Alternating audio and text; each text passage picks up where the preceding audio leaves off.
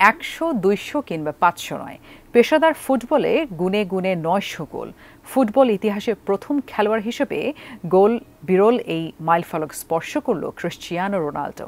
তবে এখানেই শেষ নয়, এখানে থামতে চান না পর্তুগিজ তারকা, পেরোতে চান 1000 গোলের মাইলফলক।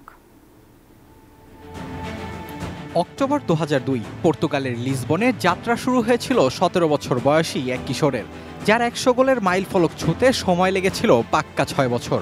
এরপর আর ফিরে তাকাতে হয়নি। 2 বছর পরপরই গোলের সংখ্যাটা 100 করে বাড়িয়েছেন ক্রিস্টিয়ানো রোনালদো।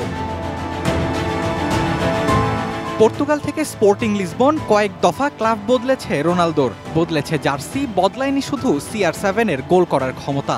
জাতীয় দলের হয়ে 131 আর ক্লাবের হয়ে 769। প্রথম ফুটবলার হিসেবে রোনালদো এখন 900 গোলের চূড়ায়। এই 900 গোলের মধ্যে 450 গোল রোনালদো করেছেন রিয়াল মাদ্রিদের জার্সিতে। দ্বিতীয় সর্বোচ্চ 145 গোল এসেছে ম্যানচেস্টার ইউনাইটেডের হয়ে। ইউভেন্তুসের সাফল্যহীন রোনালদোর সেখানেও গোল সংখ্যা 101টি, আর বর্তমান ক্লাব আল নাসরের হয়ে 68। সবচেয়ে কম তার শৈশবের ক্লাব স্পোর্টিং সিপির হয়ে 5টি।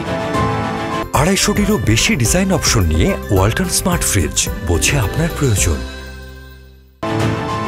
আমেরিকান গণমাধ্যম ESPN বলছে, ক্লাব ও আন্তর্জাতিক পর্যায় মিলিয়ে সর্বোচ্চ গোলের তালিকায় রোনালদোর ঠিক পেছনেই আছেন লিওনেল মেসি। 37 বছর বয়সী আর্জেন্টাইন মহাতারকা করেছেন 842 গোল। ব্রাজিলিয়ান কিংবদন্তি পেলে 765 গোল নিয়ে আছেন তৃতীয় স্থানে।